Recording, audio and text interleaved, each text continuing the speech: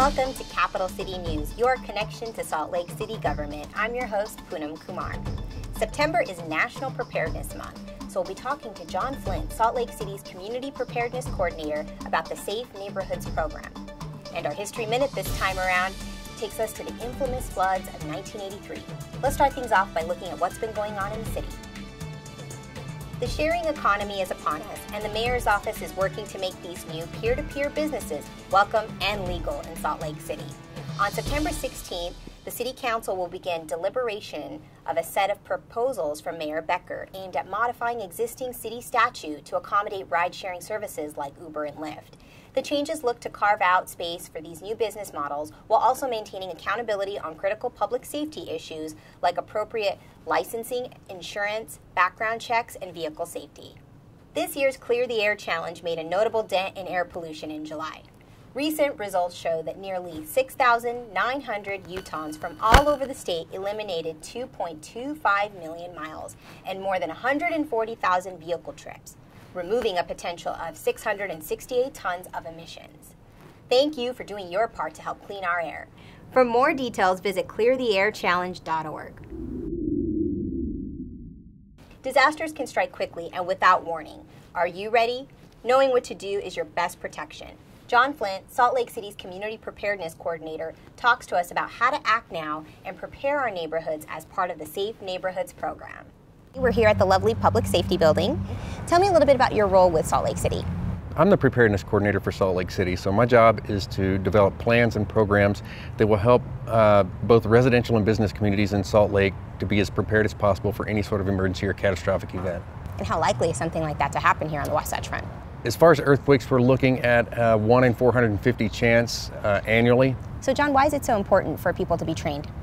We're looking at 97,000 households, which means approximately 350,000 people valley-wide that are going to be displaced from their homes. So getting the training and knowing what to do after an event like that is extremely important. How can people get prepared? I know you guys are working on some projects. Tell me about that. One of the programs that we just started a couple of years ago now is the Safe Neighborhoods program. What does the Safe Neighborhoods program encourage people to do? Well, the Safe Neighborhoods program, and SAFE stands for Schools Aiding Families in Emergencies. The Safe Neighborhoods program actually provides training opportunity for people to get informed, educated, and not only that, to actually be involved with the planning that goes on within their own neighborhood. For anyone interested in trainings, John, where can they go for more information? As far as where to go, we've developed a website. It's safeutah.org. And that's where you can go to get more information about the program, see where we're going to be holding classes and when. The idea is that we are going to hold classes at each one of the individual elementary schools throughout the city. There's a different series of trainings. You can go on the website and see the different levels of training and decide how involved you want to be in the planning process or in the response process. Why is it so important for people to get involved? Well, the main reason, as I've said, city resources are going to be very limited.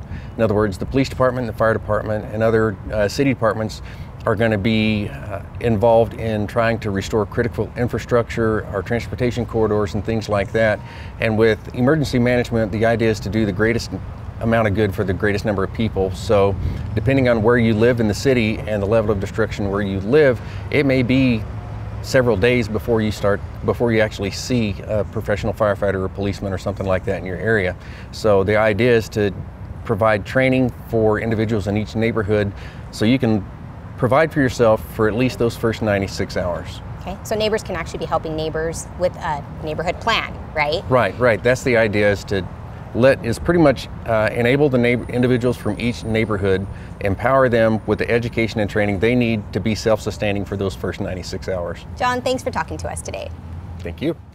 For details, call 801-323-7026. And now it's time for our History Minute. After a wet fall and a record-breaking snowpack across the winter of 1982 and 1983, the Salt Lake City Public Works Department knew they could be heading into trouble come spring. City officials grew even more worried when, down south, the town of Thistle was swallowed entirely by the spring runoff. As floods wreaked havoc across the state, then Governor Scott Matheson remarked, "This is a hell of a way to run a desert." As Memorial Day weekend approached, temperatures warmed and the Salt Lake City floods began. City Creek, which was largely underground at that time, couldn't handle the melting snow and on the evening of May 28th, flooded at the North Temple conduit, spilling millions of gallons of water into the streets. Work crews did their best to sandbag local businesses and direct the flow down State Street. Even Salt Lake City Mayor Ted Wilson slung sandbags that Sunday. But the flow continued on. It was stopped eventually somewhere around 8th South. By the time June came around, the water was gone, leaving a massive job in cleaning up mud and debris. Today, building code improvements and better master plans have ensured that we'll never have a repeat of the floods of '83. That's it for this week's Capital City News, your connection to Salt Lake City government. Be sure to tune in next time to keep up to date on what's happening in the city. For SLC TV, I'm Poonam Kumar.